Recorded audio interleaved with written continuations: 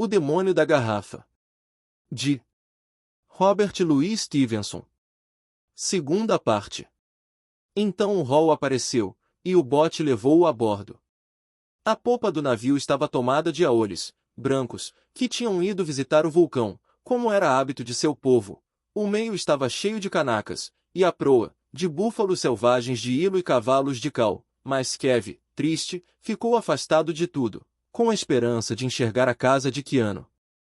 Finalmente a avistou, sobre a costa nas pedras escuras, à sombra das palmeiras, e na porta estava um holocu vermelho, não maior do que uma mosca, e perambulando como um mosquito. Ah, minha princesa, ele suspirou, vou arriscar minha alma apenas por você. Logo caiu a noite, as cabines se iluminaram, os aoles sossegaram e foram jogar cartas e beber uísque como sempre, mas Kev andou pelo deck a noite toda, e todo o dia seguinte, e enquanto se ingravam pelo Maui ou por Molokai, ele estava ainda vagando para cima e para baixo como um animal selvagem enjaulado. Ao cair da tarde cruzaram Diamond Head e entraram no pier de Honolulu. Kev atravessou a multidão e começou a perguntar por Lopaka. Parece que ele se tornará proprietário de uma escuna, não havia outra melhor nas ilhas, tinha ido em um cruzeiro atrás de aventuras para os lados de Pola Pola ou Kaiki, então nada se podia esperar de Lopaka. Kev lembrou-se de um amigo dele, um advogado na cidade, não devo revelar seu nome, e pediu informações.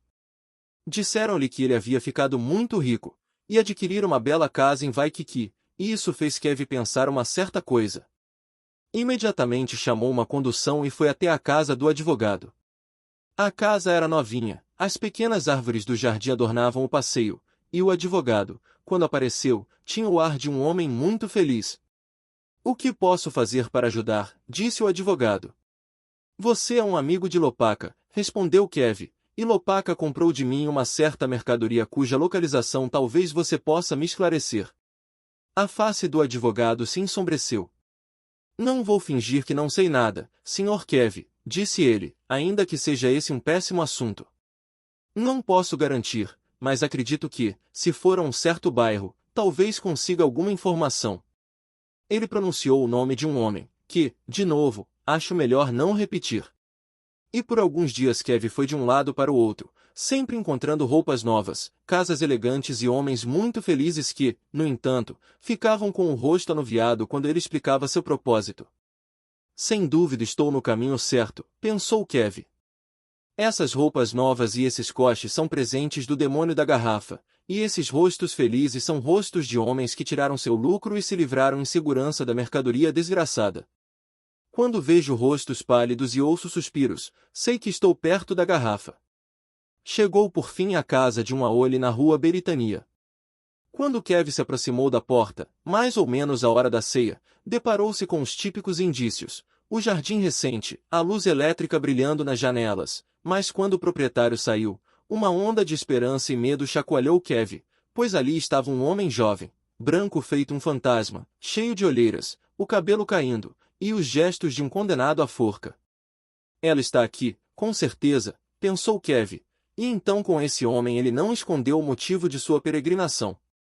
Vim comprar a garrafa, disse. Com aquilo, o jovem aole da rua Beritania se estatelou na parede. A garrafa, arquejou. Comprar a garrafa. Ele parecia estar em estado de choque, e, levando Kev pelo braço, colocou-o em uma sala e serviu vinho em 2 taças. Receba meus cumprimentos, disse Kev, que naqueles dias tinha estado muito na companhia dos aores. Sim, ele acrescentou, vim comprar a garrafa. Qual é o preço agora?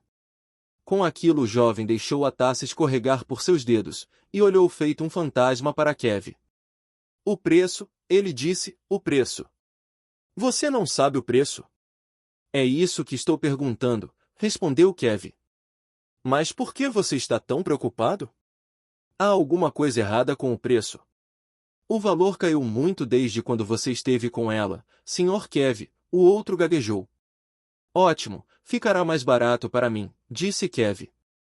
Quanto custou? O jovem estava branco feito um lençol. 2 centavos, ele disse. O que? Disse Kev. 2 centavos. Por isso então você só pode vendê-la por 1. E quem a comprar? As palavras morreram na língua de Kev. Quem a comprar nunca mais poderia vendê-la. A garrafa e o demônio da garrafa ficariam com ele até a morte, e quando morresse o levariam para as chamas do inferno. O jovem da rua Beritania ajoelhou aos seus pés. Pelo amor de Deus, compre a garrafa, ele gritou. Você pode levar toda a minha fortuna com a compra. Eu estava louco quando a comprei por aquele preço. Eu tinha desviado dinheiro de uma loja, estava perdido e iria para trás das grades. Pobre criatura, disse Kev, você arrisca a alma por uma aventura e para evitar a punição e acha que eu poderia hesitar tendo o amor como objetivo. Me dê a garrafa, e o troco que com toda a certeza você já tem preparado. Aqui está uma moeda de 5 centavos. Kev não se equivocara. O jovem separara o troco em uma gaveta, a garrafa trocou de mãos, e tão logo ela veio para as suas, Kev pronunciou o desejo de curar-se. E, é lógico, quando foi para seu quarto e se despiu diante do espelho, viu que sua pele era como a de uma criança.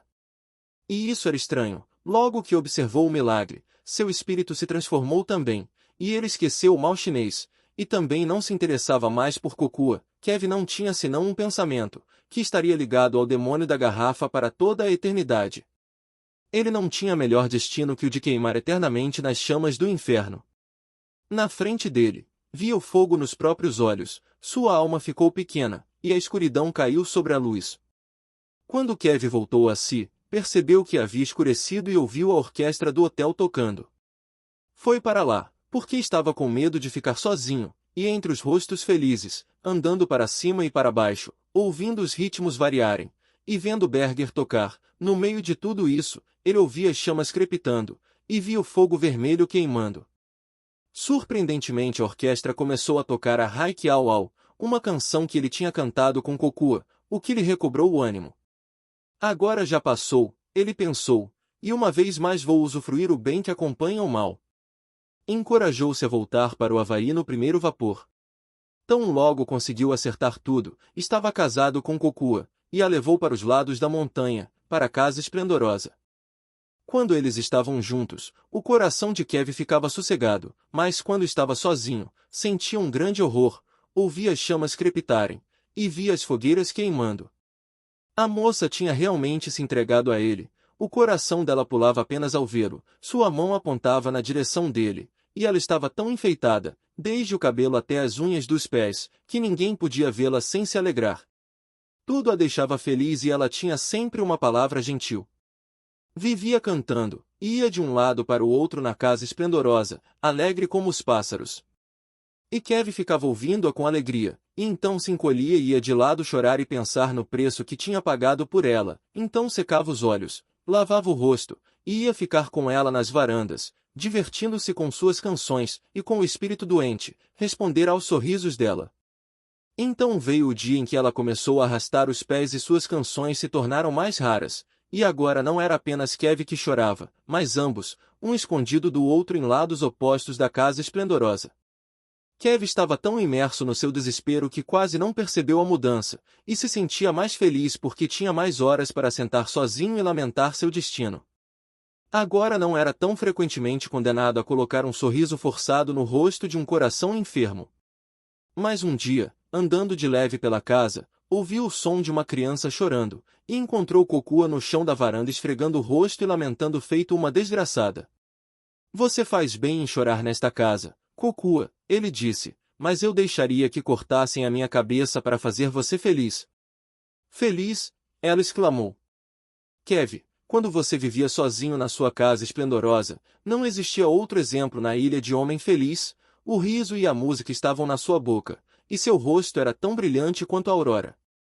Então você se casou com a pobre Kokua, e o bom Deus sabe o que é que falta nela, mas desde esse dia você não tem sorrido.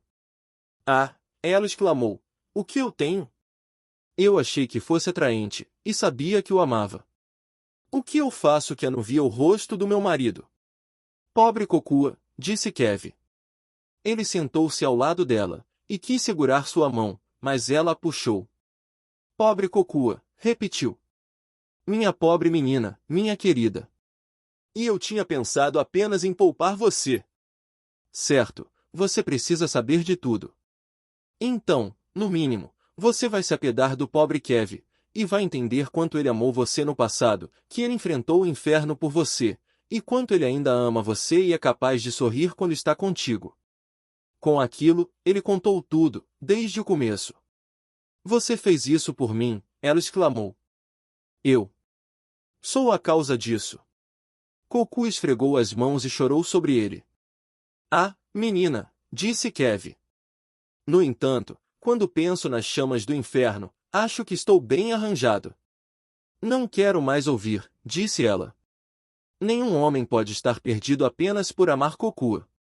Eu garanto a você, Kev, vou livrá-lo com as minhas mãos, ou perecerei junto.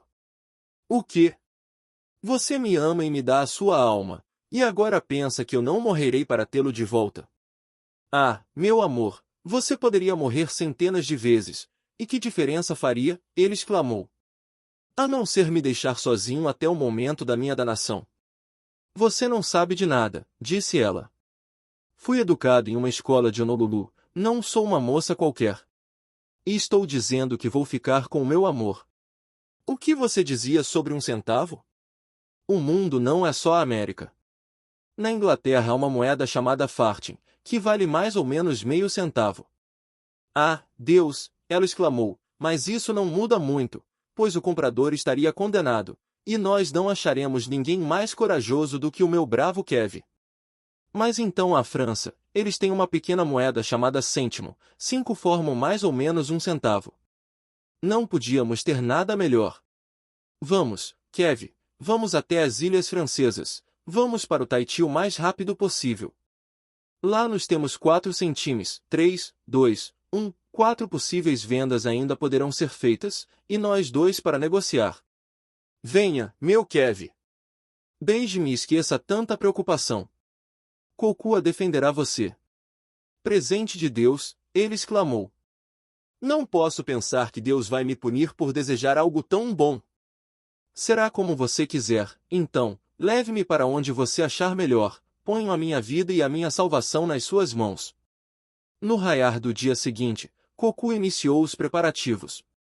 Pegou o baú que Kev usava no tempo de marinheiro, e antes de tudo guardou a garrafa em um canto, então a embrulhou com os melhores panos e a enfeitou com os mais belos adornos à mão. Bom, ela disse, precisamos parecer gente rica, ou quem acreditará na garrafa?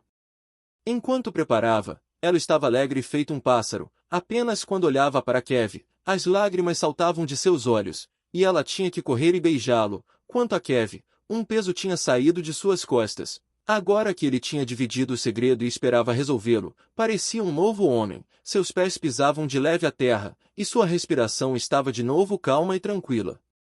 Mas ainda assim ele sentia algum terror nos ombros, e às vezes, como o vento apaga uma vela, a esperança se lhe diminuía, e ele via as chamas dançando e o fogo vermelho do inferno. O casal disse às pessoas que estava indo de férias aos Estados Unidos, o que pareceu estranho, mas não tanto quanto a verdade, se é que alguém pudesse saber dela.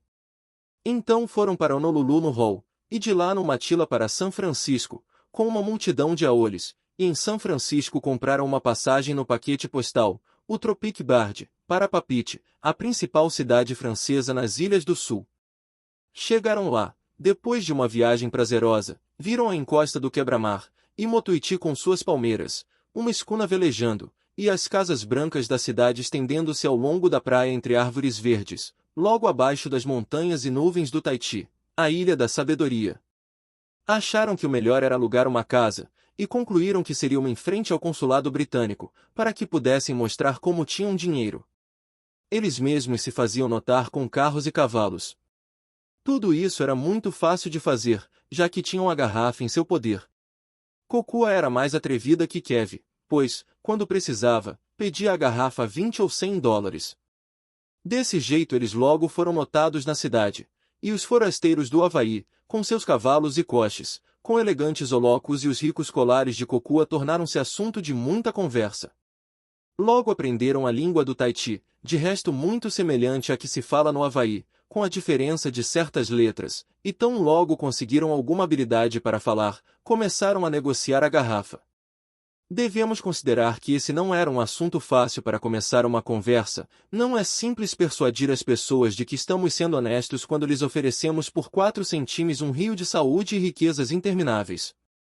Era necessário, além disso, explicar os perigos da garrafa. As pessoas não acreditavam naquilo tudo e riam, ou então pensavam no lado negro, afastando-se daquelas pessoas que tinham um pacto com o diabo. Então, em vez de ter sucesso, os dois começaram a achar que estavam sendo evitados na cidade. As crianças fugiam deles aos berros, uma coisa intolerável para Kokua. Católicos benziam-se à sua passagem, e todo mundo começou a fugir deles. A depressão tomou conta deles. Sentavam-se na sua casa nova, depois de um dia cansativo, e não trocavam uma palavra, ou o silêncio era quebrado por Kokua caindo, surpreendentemente, a soluçar. Às vezes rezavam juntos, às vezes deixavam a garrafa no chão e ficavam a noite toda observando a sombra mexer-se dentro dela. De vez em quando, tinham medo de ir descansar. Até que o sono tomava conta deles, e, se ambos adormecessem, era só para acordar e achar o outro chorando silenciosamente no escuro, ou, talvez, levantar sozinho, pois o outro vagava pela vizinhança com aquela garrafa, andando sobre as bananeiras no pequeno jardim, ou caminhando pela praia à luz da lua. Certa noite, quando Kokua acordou, Kev tinha saído. Ela palpou o lençol e o lugar dele estava frio. O medo a invadiu, e ela se sentou na cama. A persiana filtrava os raios de luz. A sala estava brilhante, e ela podia espiar a garrafa no chão. Lá fora o vento soprava forte, as árvores faziam um barulho alto, e as folhas caídas retiniam na varanda. No meio de tudo isso Kokua percebia outro som, se o de um monstro ou de um homem, ela não podia dizer, mas era triste feito a morte de cortar o coração. Ela se levantou com cuidado, foi até a porta entreaberta e olhou o quintal iluminado pela luz da lua. Lá, debaixo das bananeiras, Kev estava caído, com a boca na poeira, gemendo no chão. O primeiro pensamento de Kokua foi correr para consolá-lo, o segundo a impediu. Kev sempre se comportara em frente à esposa como um homem corajoso, ela não deveria se intrometer em um momento de fraqueza e vergonha. Pensando nisso, voltou para casa. Céus, ela pensou, quão descuidada eu tenho sido, quão fraca. É ele, não eu, que corre um perigo eterno, foi ele, não eu, que escolheu esse caminho para a alma. Tudo pelo meu bem, e tenho sido tão pequena e tão pouco solidária, que ele agora sente tão próximas as chamas do inferno. Sou tão cega que até agora não percebi qual o meu dever ou ouvi e virei as costas para ele. Mas agora, no mínimo, vou agarrar o meu sentimento com as 2 mãos, agora vou dizer adeus aos brancos passos do céu e aos meus amigos. Amor por amor, e que o meu seja capaz de igualar-se ao de Kev. Uma alma vale outra alma, e seja a minha perecer. Ela era uma mulher hábil e logo estava pronta. Pegou o troco, os preciosos centimes que sempre carregavam, como aquela moeda é pouco usada, tinham-na arranjado nos escritórios do governo. Quando ela estava perto da via principal, o vento trouxe algumas nuvens que encobriram a lua. A cidade dormia, e ela não sabia para onde ir até que ouviu uma tosse na sombra das árvores. Senhor, disse Kokua, o que você está fazendo aqui fora na friagem noturna? O velho quase não podia se expressar por causa da tosse, mas Kokua notou que ele era velho e pobre, um forasteiro na ilha. O senhor me faria algo, disse Kokua. Um favor de um forasteiro a outro, e de um senhor para uma jovem, você ajudaria uma filha do Havaí. Ah, disse o velho. Então você é a bruxa das 8 ilhas, e quer aprisionar a minha velha alma. Ouvi falar de você, e posso assegurar que a sua maldade nada poderá contra mim. Sente-se aqui, disse Kokua, e me deixe contar uma história. E ela contou-lhe a história de Kev do começo ao fim. E agora, disse ela, sou sua esposa, por quem ele vendeu a alma. O que eu deveria fazer? Se eu mesma me oferecesse para comprá-la, ele recusaria. Mas se o senhor fosse, ele a venderia rapidamente, eu vou esperá-lo aqui, o senhor irá comprá-la por 4 centímetros e eu vou recomprá-la por 3. E Deus dê forças a uma pobre moça. Se a senhorita tentasse me enganar, disse-o. Velho homem, acho que Deus a mataria. Mataria, exclamou Kokua. Tenha certeza de que ele me mataria. Não posso ser tão traiçoeira, Deus não permitiria. Me dê os 4 centímetros e me espere aqui, disse o senhor. Então, quando Kokua ficou sozinha na rua, seu espírito desfaleceu. O vento assobiava nas árvores, o que lhe parecia o ataque das chamas do inferno, as sombras se estendiam diante dos luminosos das ruas, e ponto para ela que elas eram as mãos sombrias dos demônios. Se tivesse forças, deveria correr dali, e se tivesse fôlego, gritaria bem alto, mas, na verdade, ela não conseguia fazer nada, e ficou em pé tremendo na avenida, como uma criança aflita. Então ela viu o velho retornando com a garrafa nas mãos. Eu fiz seu desejo, disse ele. Deixei seu marido dormindo feito um bebê. Esta noite ele vai dormir bem. E lhe estendeu a garrafa. Antes que me dê isso, Kokua arquejou, tire vantagem do diabo e peça para ficar livre da tosse. Sou um velho, respondeu o outro, e muito perto do portão do cemitério para ter coisas com o diabo. Mas o que é isso? Por que você não pega a garrafa? Por que você hesita? Não hesito, exclamou Kokua. Apenas estou fraca. Me dê um momento. Minha mão resiste, minha pele resiste a fazer o que tem de ser feito. Só um momento. O velho homem olhou Kokua com carinho. Pobre criança, disse ele, você tem medo, sua alma atrai. Certo, me deixe com a garrafa. Eu sou velho, e não vou mais ser feliz neste mundo, e quanto ao outro? Me dê, Kokua arquejou. Aqui está o seu dinheiro. Você acha que sou tão ordinária assim? Me dê a garrafa. Deus abençoe você, criança, disse o velho. Kokua segurou a garrafa sobre o seu holocu. Disse adeus para o senhor, e saiu andando pela avenida, sem saber para onde. Todas as direções para ela agora eram as mesmas e conduziam igualmente ao inferno. Às vezes caminhava, e às vezes corria, às vezes ela gritava na noite, às vezes caía na poeira do passeio e chorava. Tudo o que ela tinha ouvido falar do inferno lhe vinha à cabeça, ela via as chamas crepitarem, sentia o cheiro da fumaça, e sua pele fumegava no carvão. Perto do amanhecer ela se acalmou e voltou para casa. Estava mesmo como o velho homem tinha dito, Kev dormia como um bebê. Kokua parou na sua frente e contemplou seu rosto. Agora, meu marido, ela disse, chegou a sua vez de dormir. Quando você acordar poderá cantar e rir. Mas para pobre Kokua, poxa!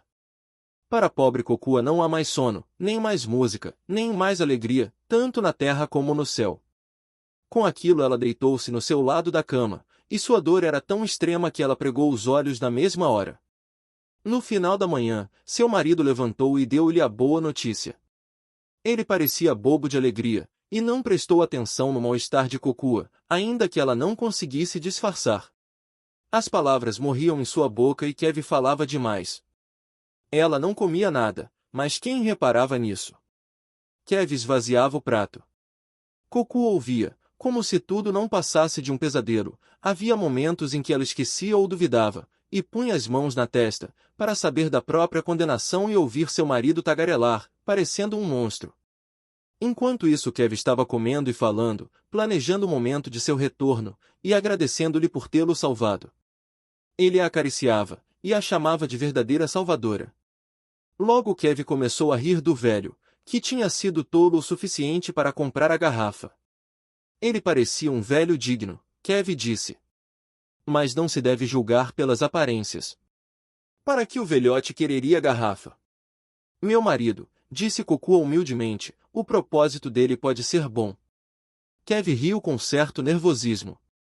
Besteira, exclamou Kev. Um velhaco, digo a você, um grande tolo. Era difícil demais vender a garrafa por 4 centímetros, e por 3 será impossível. É só pensar nisso que já sinto o cheiro das chamas, disse ele, dando de ombros. É verdade que eu mesmo a comprei por 1 centavo, quando não sabia que havia moedas ainda menores. Fiquei desesperado com os meus males, nunca haverá alguém que se desespere tanto quanto eu, e quem quer que seja que fique com ela terá que lhe fazer companhia até o abismo. Ó, meu marido, disse Kokua. Não é uma coisa terrível salvar alguém em troca da eterna ruína de outro? Não me parece que eu possa rir. Eu me rebaixaria e ficaria tomada de tristeza. Eu oraria pelo pobre condenado. Então Kev, ao perceber que ela dizia algumas verdades, ficou ainda mais nervoso. Tolices, exclamou.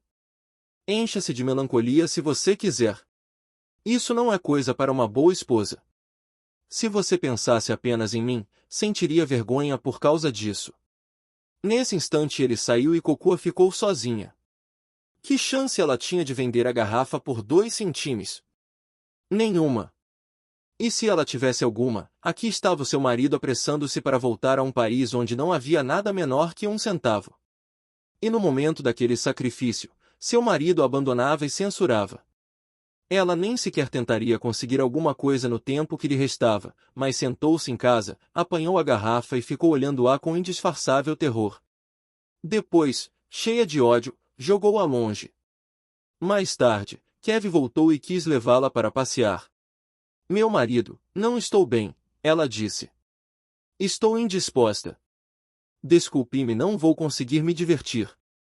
Então Kev ficou mais irritado do que antes. Com ela, porque achava que estava pensando demais no problema do velho, e com ele mesmo, porque achava que ela estava certa, e sentia vergonha por estar feliz. É esse o seu jeito de pensar, exclamou, são esses os seus sentimentos. Seu marido apenas foi salvo da desgraça eterna em que ele tinha se colocado por amor a você, e você não se sente feliz. Cocoa, você não tem um coração leal. Ele saiu outra vez, furioso, e vagou o dia todo pela cidade. Encontrou amigos, e bebeu com eles, depois, arranjaram uma condução e foram para o campo, e lá beberam mais uma vez. Kev sempre acabava deprimido, porque se divertia enquanto sua esposa estava triste, e porque ele no fundo sabia que ela estava mais certa do que ele. A consciência disso fazia beber ainda mais. Um aole brutal veio beber com ele, um que tinha sido marinheiro em uma baleeira, um garimpeiro fugitivo e condenado. Ele tinha a cabeça vazia e a boca cheia, adorava beber e ver os outros bêbados, e pressionava Kev a beber. Logo, não tinham mais dinheiro. Olha aqui, diz o marinheiro, você é rico, é o que sempre diz. Você tem uma garrafa ou alguma feitiçaria? É, Kev respondeu, vou voltar e pegar algum dinheiro com a minha esposa, ela é que cuida disso. É uma má ideia, camarada, disse o outro. Nunca confie dinheiro a uma pequena. Elas são tão instáveis quanto a água, fique de olho. Aquela frase ficou martelando na mente de Kev, ele estava confuso, pois tinha bebido muito. Eu não ficaria admirado se ela fosse uma falsa, por certo, pensou. Por que ela ficaria tão deprimida com a minha libertação? Mas vou mostrar-lhe que eu não sou o homem para ser enganado. Vou pegá-la de surpresa. Assim, quando voltaram à cidade, Kev disse para o marinheiro esperar por ele na esquina, perto da velha cadeia, e seguiu em frente sozinho para a porta da sua casa. A noite tinha caído, havia luz, mas nenhum som. Ele contornou a casa, abriu a porta dos fundos delicadamente e olhou para dentro. Cocu estava no chão, ao lado da lâmpada, atrás dela uma garrafa branca feito leite, longa e larga. Quando a via, Cocu esfregava as mãos desesperada. Kev ficou parado olhando da entrada por um longo tempo. De início, ficou estacado feito bobo, e então teve medo de que a negociação não tivesse sido feita convenientemente, e a garrafa voltado para ele como tinha acontecido em São Francisco, seus joelhos estavam moles, e os vapores do vinho subiam-lhe à cabeça como um rio pela manhã. E então ele teve um pensamento estranho, que fez seu rosto corar. Tenho que descobrir o que aconteceu, pensou ele. Kev fechou a porta, contornou discretamente a casa outra vez e voltou silenciosamente como se estivesse chegando naquele momento. E, ora, quando abriu a porta da frente, não viu garrafa nenhuma. Cocoa, sentada em uma cadeira, parecia estar acordando de uma soneca. Fiquei o dia inteiro na farra, disse Kev. Encontrei uns caras legais, e voltei apenas para pegar dinheiro. Vou continuar bebendo e farreando com eles. Seu rosto e sua voz estavam muito sérios, mas Cocoa parecia muito perturbada para olhar. Meu marido, fico feliz que você esteja se divertindo, ela disse com palavras perturbadas. Gosto de tudo bem feito, disse Kevin, indo direto à arca pegar algum dinheiro. A garrafa não estava no lugar de sempre. O baú ondulava no chão como uma grande onda, e um véu de fumaça cobriu a casa, pois ele viu que estava perdido, e não tinha a menor escapatória. É o que eu temia, ele pensou. Ela comprou a garrafa. E então ele teve consciência de tudo e o suor, denso como a chuva e frio feito a água do campo, lavou seu rosto. Cocua, disse ele, falei hoje para você coisas que a machucaram. E depois fui para a farra, e ele riu com timidez. Eu ficaria muito feliz se você me perdoasse. Ela lhe abraçou os joelhos e beijou-os com lágrimas nos olhos. Oh, ela exclamou, eu não pedi mais do que uma palavra gentil. Não vamos mais ter pensamentos ruins um do outro, Kevin disse antes de sair. O dinheiro que Kevin tinha pegado era somente alguns dos centimes que eles tinham separado quando chegaram. Era verdade que ele não pretendia beber. Sua esposa tinha dado sua alma por ele, agora ele devia dar a sua por ela. Kevin não conseguia pensar em mais nada. Na esquina, perto da velha cadeia, o marinheiro estava esperando. Minha esposa está com a garrafa, disse Kevin, e, a menos que você me ajude a recuperá-la, não vamos ter nem mais dinheiro nem mais bebida esta noite. Não vai me dizer que o poder da garrafa é verdadeiro, exclamou o marinheiro. Olhe-me contra a luz, disse Kevin. Pareço estar fazendo piada? É o seguinte, Kevin continuou, aqui estão 2 centimes, você deve ir até minha esposa, e oferecer isso pela garrafa, e, se eu não estiver muito errado, ela irá dá-la imediatamente. Traga-a aqui que vou comprá-la de você por 1 centavo, pois essa é a regra com a garrafa, que tem que ser vendida por uma soma menor. Mas seja lá o que você fizer, não diga a ela que esteve comigo. Companheiro, você está brincando? Perguntou o marinheiro. Se eu estivesse, mesmo assim nada de mal aconteceria a você, replicou Kevin. Está certo, camarada, disse o marinheiro. E se você duvida de mim, acrescentou Kevin. Faça um teste. Logo que sair da minha casa, deseje ter o bolso cheio de dinheiro, ou uma garrafa do melhor rum, ou qualquer outra coisa, e você vai ver o poder da garrafa. Muito bem, canaca, disse o marinheiro. Vou tentar, mas se você estiver rindo de mim, vou me vingar do seu humor com uma bela porretada. Então o caçador de baleias subiu a avenida, e Kevin ficou esperando-o. Era mais ou menos no mesmo lugar onde Cocua tinha ficado na noite anterior, mas Kevin estava mais decidido, e nunca falharia em seu propósito, somente a alma dele estava amarga de desespero. Muito tempo parecia ter passado até ele ouvir uma voz cantando na escuridão da avenida. Ele reconheceu o marinheiro, era estranho que o sujeito já estivesse tão bêbado. O homem se aproximou cambaleando.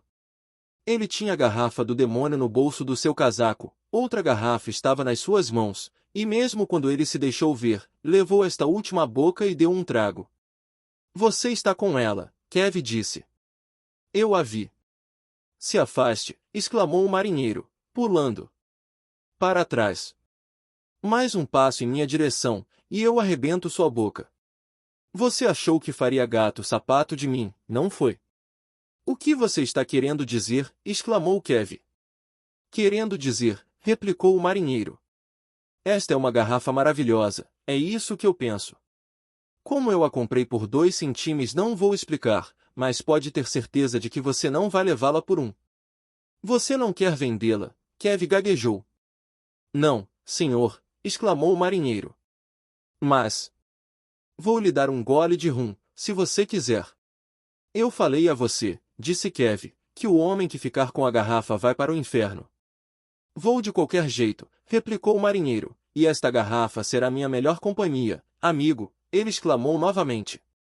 A garrafa é minha agora, e vê se manda e vai arranjar outra para você. Não pode ser verdade, Kevin exclamou.